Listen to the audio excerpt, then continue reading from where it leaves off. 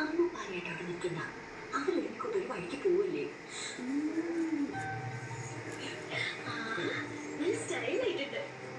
Style കൂടി പോയോന്ന എന്റെ സംശയം. പിന്നെ ഈ സാരി കൊടുത്തപ്പോ ചതിക്കുട്ടി നല്ല സ്റ്റൈലായിട്ടുണ്ട്. അതെ, എനിക്ക് ഇതങ്ങോട്ട് ദഹിക്കണില്ല. ഞാൻ കൊണ്ടുവിടാം. അവിടെ കയറി ചെല്ലുമ്പോ കുറച്ച് നാച്ചിങ്ങൊക്കെ വേണ്ടേ കിട്ടാ.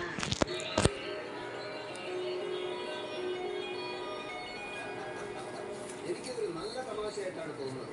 ഇത്രയും നാൾ എന്റെ പേരിൽ കളിച്ച ഒരു നാടകം സംസ്ഥാന അവാർഡിന് മത്സരിക്കുമ്പോൾ തന്റെ പേരിലാക്കാമായിരുന്നില്ലേ? നല്ല തമാശ, നല്ല ഒന്നാം തരം തമാശ. എനിക്കിത് തമാശയല്ല. എന്റെ പ്രതിഭ വാടകയ്ക്കെടുത്ത് കോവിലകം ആളാകും. വീണ്ടും പാഞ്ചാലി കരയുന്നു എന്ന ഈ നാടകത്തിന്റെ രചനയ്ക്കോ സംവിധാനത്തിനോ വല്ല അവാർഡും കിട്ടിയാൽ പത്രത്താളുകളിൽ കോവിലകം ഞെളിങ്ങിന്ന് വിളിക്കൂലേ? വിളിക്കും മുടിവരെ വിളിക്കും. കാശുണ്ടാക്കാൻ മാത്രമാണെങ്കിൽ വേറെ എന്തെല്ലാം മാർഗങ്ങളോ എനിക്ക്. ട്യൂട്ടോറിയൽസ്, റിയൽ എസ്റ്റേറ്റ്, വേണ്ടി വന്നാൽ ബ്ലേഡ് ബാങ്കും തുടങ്ങും. എന്റെ ഫ്യൂസ് പോയാൽ മാതൃഭൂമിയിലും മനോരമയിലും ഓരോ ഫോട്ടോ വീട്ടിൽ നിന്ന് കൊണ്ടുകൊടുക്കാതെ തന്നെ അവർക്കോടും. അതിനാണ് മോനെ കോവിലകം ശ്രീധരന് കല, അല്ലാതെ നാട് നന്നാക്കാനൊന്നുമല്ല. നിന്നെയൊന്നും പ്രതിഭ ഖനനം ചെയ്യാനുമല്ല. ചെന്ന വണ്ടി കയറി മത്സരങ്ങൾക്ക് തിരുവനന്തപുരത്ത് വരെ ചെല്ലേണ്ടതാണ്. വൈകിക്കണ്ട.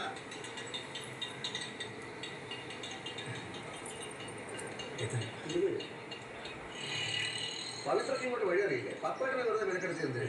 സ്റ്റേറ്റ് കോമ്പറ്റീഷന് പുറപ്പെടുന്നതല്ലേ, യാത്രയാക്കിയാന്ന് വെച്ചു. ഓ, അങ്ങനെയൊക്കെ ഉണ്ടോ?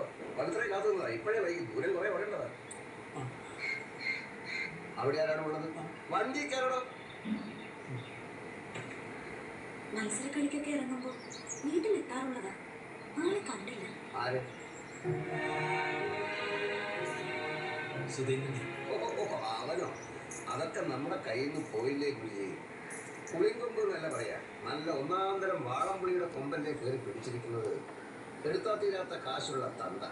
ഒരു സെസ്കോപ്പ് എടുത്ത് നെഞ്ചത്തും പുറത്തും 4 തട്ട് തട്ടിയാൽ ഗാന്ധിത്തല നോട്ടുകൾ ചടപടാന്ന് പെട്ടിയിലെടുക്കാൻ കഴിവുള്ള ഡോക്ടർ മോൾ.